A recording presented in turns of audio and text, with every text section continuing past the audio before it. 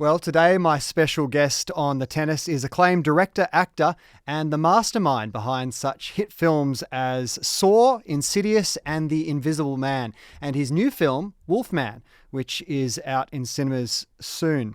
Leigh Whannell, welcome to The Tennis. Thank you for having me. Now, I'm going to guess you've probably never done a podcast interview for a sports event before. Would that be right? This is the first. This is the very first. Well, it's my first time interviewing a director on a sports Really? podcast, so hopefully that puts us on a similar It's standing. some sort of clerical error that put us together, but you know what? We're going to defy the odds and make it work. So why are you here at Australian Open? Well, I'm here in Australia to talk about my film Wolfman, which opens next Friday. It's January 17th it opens, which happens to be my birthday. Hello? Can anyone hear me? Hello? We were in an accident. Daddy, are we gonna die? No, it's my job to protect you. And we were attacked. I think my husband was infected. I think a great gift from the world would be going to see Wolfman. But so they sent me out here, and here I am. Wonderful to have you. Well, on the surface, it might not seem as if our worlds have much in common, but it seems to me that if you dig a little deeper, both tennis and film thrive on the drama of anticipation and surprise and tension and release. So I'm just wondering if I can get inside your head and ask, what's the recipe to a great drama, a great piece of drama? Well, it's interesting because for me, the frustrating thing is there is no recipe. It's not an exact science. I'm almost envious of sport in this one regard, is that there's no ambiguity about the victory. That's true. You look at the scoreboard at the end, and there's a winner and there's a loser, and there is no arguing about it. Filmmaking is like as if you got to the end of like a relentless match at the Australian Open, and then suddenly 4 people came out and said, "But did you really win?" Like that, you know what I mean? It's the subjectivity of art that I find frustrating. You know what I mean? But it's fun to play in that area, I guess, too. Well, yeah, it's such an inexact science. You put the same amount of work into it. Sometimes when I'm making a film, it takes so long. You do feel like an Olympic athlete in the sense that with the Olympics, they have these 4-year breaks. Yeah. They train. They're getting out of bed, 4:00 in the morning every day, training. And it's all leading up to this. It could be like one race, like the 400-meter freestyle. And I think about that all the time. That's how it feels when I'm at the end of making a film, is like all those early mornings have all led to this moment. And if the film does well, that is the swimmer touching the wall and looking up and realizing they just won. And so there are these similarities, but I'm envious of the exactness of sport and the lack of ambiguity. There's no arguing with who won. It's interesting that you see yourself as more, you as the director or the filmmaker, more akin to the athlete touching the wall. Because I was going to ask questions about the parallels between the characters in your films and the players out on court. Yeah. Well, you could do that as well. But I think for me, I write my own movies as well as directing them. So I'm so personally invested in them. Like it couldn't be more personal to me. So I do see myself as that swimmer desperately trying to reach that wall. Yeah. Or that athlete trying to put away the match point, which he's tried 5 or 6 times to do. Yeah. No, bringing it back around to tennis. but yeah, absolutely. Your films tend to focus on deeply emotional characters. How important is it for audiences to be able to relate to the people that they see on screen or on the tennis court in order to be invested in their stories? I think it's extremely important. I don't think you can hang drama on an empty vessel. I think that unless an audience can put themselves in the shoes of that person, they won't empathize. Empathy is the key to a great film. Some of the slasher movies I grew up watching as a teenager, the main cast, I really couldn't wait for them to die. I was really hoping that the guy in the hockey mask was going to come and chop them up. because they were just these kind of annoying, very thin characters. Interesting. Any great horror movie has rich characters. The ones that we remember, The Exorcist, The Shining, all these classic movies. The reason you attach to it, it's not the little girl vomiting pea soup on the priest. It's the characters. It's you believe in. And I think it's the same for tennis. Like those players that can make a connection with the crowd are the ones where the victory is felt. When he or she sinks to their knees because they've won, if the crowd's on your side, they'll do that too. You know what I mean? So but it's a different algorithm. Like, how do you get people to like you as a sportsman? Yes. I think it's very different because in acting, it's all written down for you. Yeah, I was about to, that is one key, I guess, difference between the two crafts. You have all the control as the filmmaker, or as the writer and the director. The actors to a lesser extent.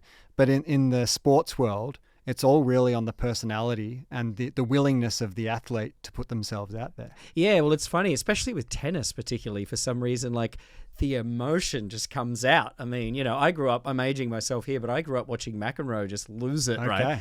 Just like he didn't care. It was coming out. And a really competitive person. I've played like table tennis with people who will miss a shot and be like, and like just get so mad at themselves. Yeah. And like those people with that competitive spirit, it's like, I would find it very hard to control myself as a professional tennis player because you're out there, you miss a shot. You're right there. There's no disguising it. If I throw a tantrum on a film set, it's easily hidden unless a sneaky sound recordist happens to be recording, as in the case of Christian Bale. You know what I mean? Leak. Yeah, exactly. Yeah. But usually this is all behind the scenes, and then you present this little curated pantomime to the audience. You didn't see all the times I was yelling about this or that, but with tennis it's all just naked. It's true. Like, you lose that point, you do it in front of this crowd. I actually really respect the people who can just go and just swallow it on a court. It's crazy that they can do that. Yeah, it is amazing. And I can't pass up this opportunity to plug our film The Racket, just on the wall behind you, the John McEnroe story here at Australian Open 1990 when he did blow up and was disqualified. That's right. Like, God, what a character. So you've obviously done a lot of delving into him. Have you taught, is his psychology now, if we asked him if he was here, like, why did you do that? Would he say, because I'm a passionate person? I think it was absolutely. Or was it part theatre? Well, I think it was naturally him, but he recognized that by taking on this, by making the most of his persona, he could actually get under the skin of his opponents, and he could dictate the direction of a match through, sleight of hand and distracting. Yeah, right. So it's a different way to win matches, but it's interesting because he almost came full circle. Sometimes I think he went so far that he ended up being a character the crowd loved. Yeah. You know what I mean? Yeah. There was a weird sort of oxymoronic reaction to McEnroe's antics. I know what you mean. Yeah, and now he's very loved. Yeah, now he's this loved guy. On that topic, I mean, heroes and villains is a theme that's also common to our industries. And it seems that audiences easily and willingly view people through this lens of, are they a hero or are they a villain? Why are we viewers conditioned to look at people this way? Why do we want to attach the labels of hero and villain? And how do you exploit that as a storyteller? I think just as human beings, we are looking for the person to blame and looking for the person to love. Whether we're watching a fictional story or whether we're watching a news story, whose fault is it? The fascinating thing to me is that in drama, everybody picks the same villain and everybody picks the same hero. But in real life, the villain and hero depends on your politics a lot of the time. Yeah. One person's hero is another person's, villain, right? So that is interesting. Like, there are people I know, I'm not going to mention any in-laws by name, who have completely different political beliefs than I do, right? We could sit and watch a news story and argue over what the actual... Now, if this person and I was to watch a movie, we would both agree that Darth Vader's terrible. So is that because are there certain tricks that you use to make it so? I think that a film really directs your point of view. It doesn't leave room for opposing views. It's not as if the villain's henchmen are stopping in and giving a speech halfway through the movie about, well, let's see it from Darth's point of view. You know what I mean? It's just you're in that story. So when you're in a story, the film's point of view is your point of view. That's true it's empathy. Personal. Whereas there's a separation that happens, I think, in real life where you can collect facts. Now, that's not good for a podcast, but I just did air quotes with my fingers.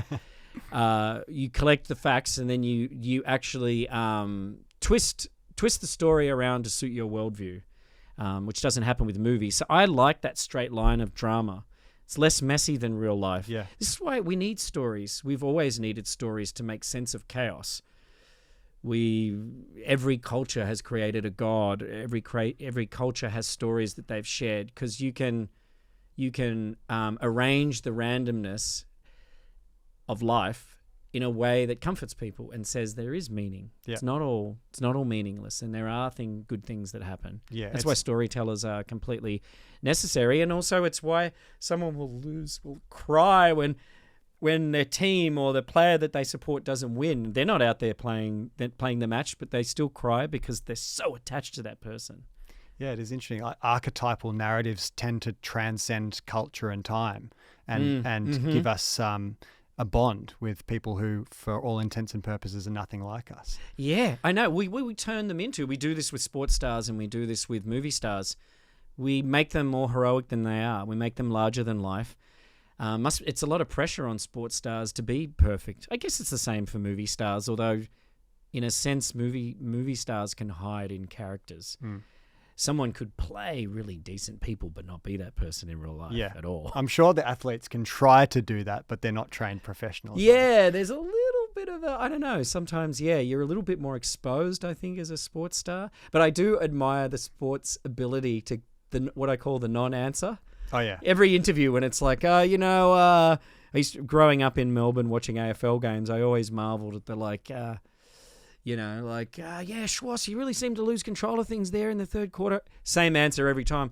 Yeah, just one game at a time. We just all the boys are really doing a great job. We'll go out there next week, give it our best shot. Yeah. Total non-answer. I know. They media train these people within an inch of their lives, and it's always very impressive to watch. Media training, or sometimes just complete absent-mindedness.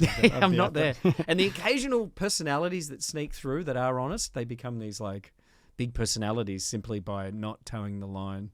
So how often do you get along to the tennis then? How much tennis have you watched? I grew up with a mother who was obsessed with tennis, and again, aging myself, the Pat Cash era, watching him, I still remember that fist bump, from the Wimbledon win. And but I moved to Los Angeles in 2005, which is bizarre because this year marks my 20th year.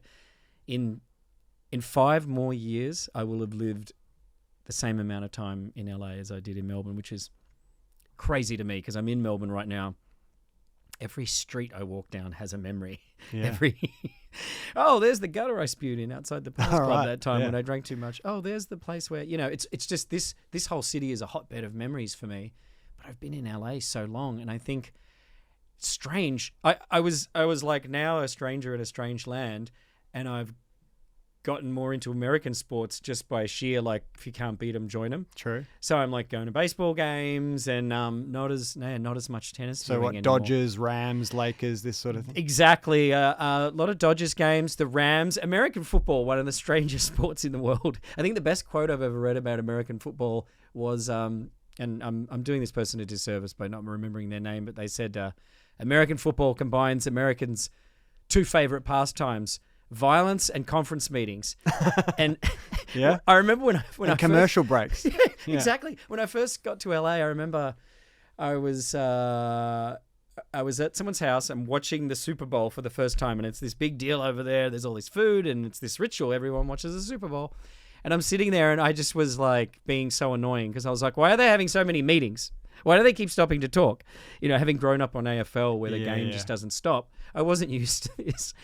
And it was like violent chess. And I was like, what is happening? And weirdly, over the years, just by sticking with it and watching it, I'm into it now. You can get into it. Well, violent chess sounds like a concept for you. I might pitch that at the next session. It's like a lot of waiting for this explosion of action that might last 1 second. And so it takes a while to get into it. But that I think at least in my LA life, that would probably be my most watched sport. Okay. Well, there was NFL. a great moment here last year at the Australian Open Russian player Andrei Rublev played Australia's Alex de Minaur. Rublev ended up winning that in 5 sets, but he didn't do it the easy way. He looked tormented out there. He came off the court and remarked that it was like a scary movie was playing on repeat in his head, and he just couldn't get it out. What's it like to be inside your head in a match like this? Better not to be inside my head at this time. I don't know, it's like a scary movie.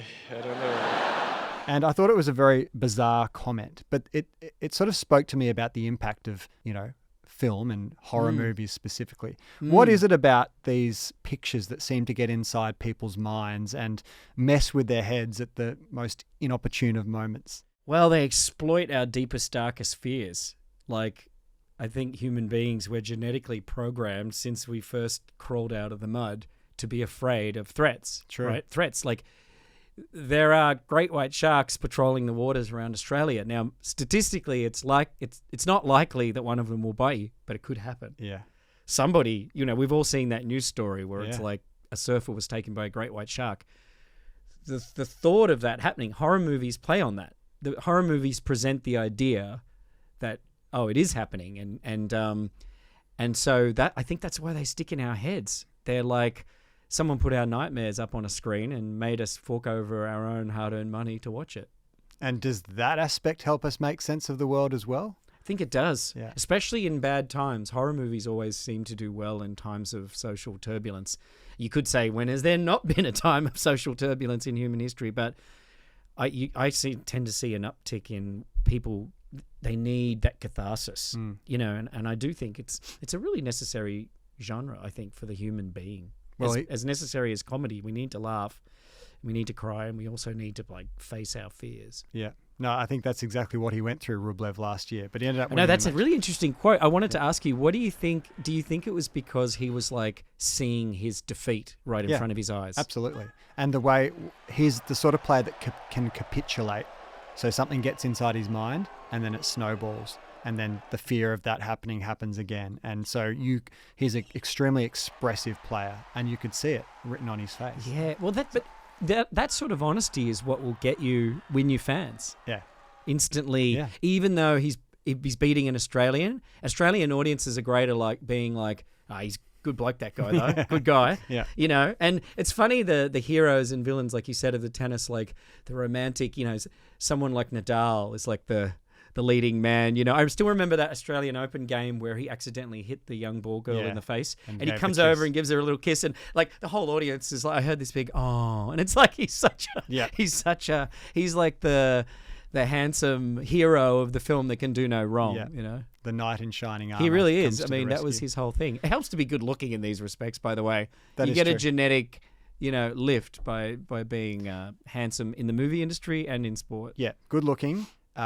A charming accent also helps. Yeah. In his case, Spanish, where he sort of struggles. I love being in Australia. That's it's one of my favorite tournaments. I love to be here. And having a quirk, Right. Something. So in his case, it's the OCD tendencies. Oh yeah, the OCD. Oh, it's the courtside thing. What was his ritual? It's the water bottles. The labels have to face the same. The labels all have to face away from his bench. It's a costume thing. Like you've got the headband dudes, and you've got it's very interesting. Yeah. Tell us about your new release then, Wolfman. I believe it's a remake of a 1941 film.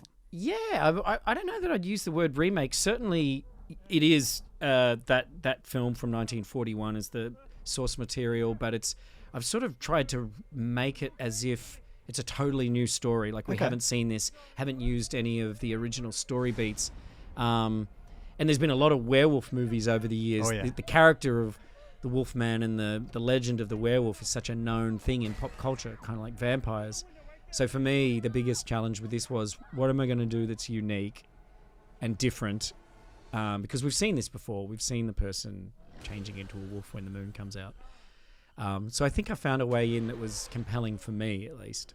By making it more believable, relatable? A little bit, making it a little more biological, more like a disease than some sort of curse, but also by slowing the wolf transformation down, I wanted to treat it more like a disease. Yeah. Thinking of it from the perspective of the person changing.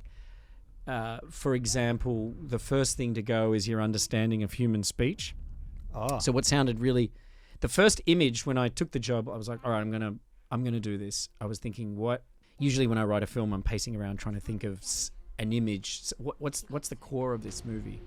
And the image that popped into my head was of a woman talking to a man, but you couldn't understand what she was saying. And the guy's just looking at her like, what? And then the camera rotates around and suddenly you can understand her. Can you understand me? You're scaring me. And I know you've spoken before about the importance of setting, like the way that the setting of a film has different connotations in the minds of viewers and therefore allows you to play with different themes. Like if you were to have a film that was set here at Melbourne Park, inside centre court, roof closed, lights on, what sort of emotional themes do you think you could play with in a stadium environment in your genre? God, in horror, well, I feel like being in the player's face, like the one thing you can't get on television is that super personal, like what it's like to be that person. Yeah. That's what a drama can do. So I feel like I'd be using a lot of close-ups. I'd be quoting, it'd be all about that Russian player. I'd almost do like the Whiplash version of tennis where like your hands are bleeding and you get the close-ups of the blood dripping on the court and the guy shaking, and just the fear of like losing, like what you want to do is offer someone the view they can't see. We've seen the sort of static locked off broadcast view of tennis, right? They have to shoot it like that so you know what's going on. With a movie, I'd get a handheld camera and get right down in their face, turn all the crowd noise down so you could just hear that, like, just like the breathings. That would be it. That would be my approach. Yeah, that is so different, isn't it? A way more introspective look at Yeah, the sport. exactly. Like, what's it like? And then that person's point of view of this crowd, these alien non-faces just staring down at, like, anonymous faces just staring at you when you're like, God, that would be my way in. Yeah, it's quite interesting. I've also heard you talk before about the process of editing being similar to Michelangelo's philosophy of sculpting. That is that the completed work is already there somewhere. Right. You just have to remove Carve away everything the else. bad bits. And that's very true of my world, podcasting and documentary making as well. So is it, you mentioned before you start with an image, is that the key to finding the complete work? I think so for me. I mean, everybody's different. Certainly for me, it's like I've got my notepad and then I'll start with that one image and it's like, that's like this core, this like diamond, and you start building out. So you're like, okay, there's a woman talking to a man, he can't understand what she's saying. Where are they? Yeah. As you answer questions, you build the movie. Where are they? They're in a remote farmhouse. Why are they there? Oh, his father died and he inherited it. It's the question. How long have they been there? One night. And as those questions, suddenly you're putting layers around this diamond, and then eventually, somehow, one day you wake up and you got a finished movie. I still don't know how it happens. The match point, so to speak. Exactly. Yeah. One day you're at the end and I'm doing an interview on a tennis podcast, and I'm like, I guess I made a movie. Yeah. Otherwise, we would have nothing to talk about. No, it'd be very boring. But that is one other similarity, that tennis isn't played to time. Movies aren't really played to, there's no set time that you have to finish telling the story. That's why we have matches that go 5 hours and beyond. Right. But I guess a good story can be told in how long? Ooh, I think it's really different. See, this is the thing. Time is it's the Einstein's theory, isn't it? Like, it's like an hour with a beautiful woman seems like 1 minute, but 30 seconds of holding your hand over a flame feels like an hour. Yeah. Because you know what I mean? It's time becomes relative. So I think with a good story, if it's compelling and you're in it, it can't be long enough. I saw a film recently, The Brutalist. It's like 3.5 hours. It has an intermission. I loved it. At no point was I like, come on, let's wrap this up. Yep. Like I was in it. Now, if the story is not compelling, you'll feel that time. Oh, yeah. You'll feel that 3.5 hours. Yep. So it's really about this weird alchemy that happens between the audience. It changes. The theory of time relativity changes. Yeah, how fascinating. And it's so true in tennis as well. I hope you don't have to sit there for 5 hours in a first round match tonight. I know. But in any case, whatever you see unfold on the stage before you, I hope it's a very gripping and captivating experience for you. Me too. It's funny, I mentioned this before, but like the game that I did see, Venus Williams and Serena Williams, I was shooting a movie in Melbourne, Upgrade. That's what I was doing here in Melbourne. And I brought one of the producers who's American to the game. This is the 2018 It's 2018 January. And we're sitting there. We're in the stadium, in the main stadium. And I was like, this is interesting. Sisters. Like, how's this going to go? Do they take it easy on each other? Like, well, whoever wins, we both win. No, they did not take it easy on each other. They were smashing the ball at each other. And 3/4 of the crowd seemed to be on Serena's side. She's the biggest celebrity. Yeah, so it was she was going for to equal a record. Yeah, so you heard a lot of this, like, come on, Serena. And then every now and again you'd hear, come on, Venus. And then some guy up the back said, come on, Williams. Aussie. It would be an Aussie. And the whole crowd cracked up. And I turned to my American friend and I said, that is Australia in a nutshell. He's like, what do you mean? I said, that's Australia. What that guy just said, that's the whole country summed up. Yeah. Only in Australia would you get someone saying that. It's just cheeky and funny and so there you go. It's part pub talk and part genius. Exactly. Genius. Yeah. Poetry. Which I hope many of our listeners will think of this interview. Leigh Whannell, thank you so much for joining us at The Tennis. Thank you. The Tennis. Thank you.